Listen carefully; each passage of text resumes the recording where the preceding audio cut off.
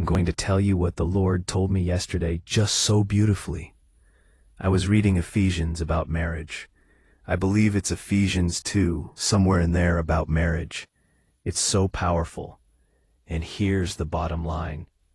Those of you who are single, listen very, very, very intently right here. The reason that God gives marriage to a couple, you say, well, what's the reason? So that they can have sex without guilt. No, so they can populate and have children. Well, that's part of it, and all of that is true. But the real reason for marriage is to fulfill God's purpose in the family. And I was thinking about this.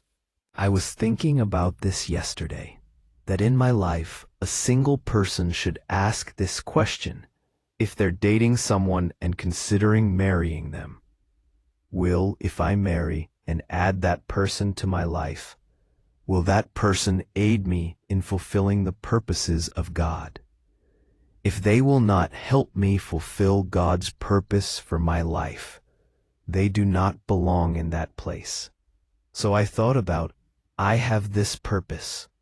God called me alone when I was single to preach. I was not dating anybody. I was single, and God called me to preach. He called me singly to preach. I knew without a doubt I was called to preach. And then I met Charisse several years later, and I fell in love with her. And now looking back over my life, not only did I fall in love with her, and we did it like God said, do it.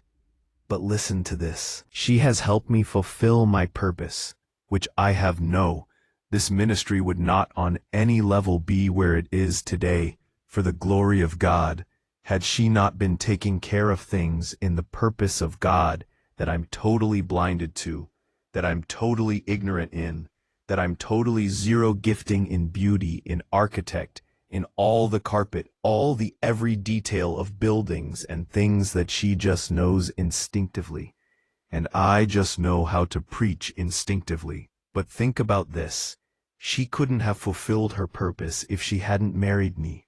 And we've done it and touched the world together. Together. That's a powerful, powerful thing.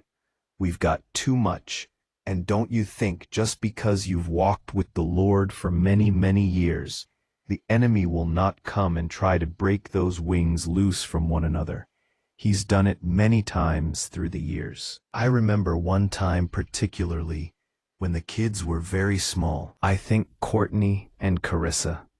I don't even think Caroline was born. Pat, you'll remember this. And we had just built our first house. Charisse had built it. She's a builder. I remember Jean Jones and Margaret. And we were going through a rough spot, me and Charisse, and the pressure of the church. And we were building. And just a lot of stuff. Just a lot of attacks. And the church was in a lot of... It was so demanding. I was working all the time. I was preaching 3 new sermons a week. And I was just about... And I had no time for nothing. And just trying so hard. And we just hit a wall. And I got up that Sunday morning and I said, I cannot do this. We had had a terrible week. And I said, I cannot do this. I'm not going to church this morning. And I called the associate pastor. Jean did for me. His name was Jerry Brackett. He got up and preached. I didn't tell anybody anything. We were walking through some of the darkest times where everything in us screamed, give up, quit, you're incompatible, what's the use? And I'm saying to you today, every one of you will face dark nights like that, and dark days like that. But we kept holding on. We kept doing finally that in dark days like that. But we kept holding on.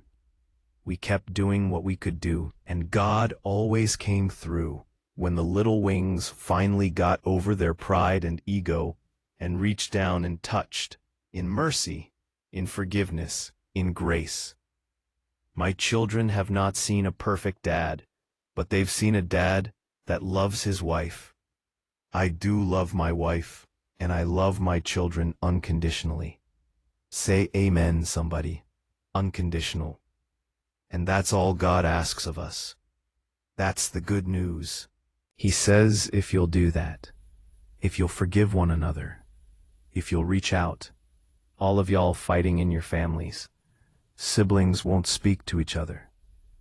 All the junk that comes, all the heavy, heavy stuff that hits a family, it's going to all come back to somebody getting on their knees. At least two, and the wings reaching out and calling again. Let's go to eat again. Let's start communicating again. Let's create a throne zone. If we'll do what we can do, God will do what we can't do.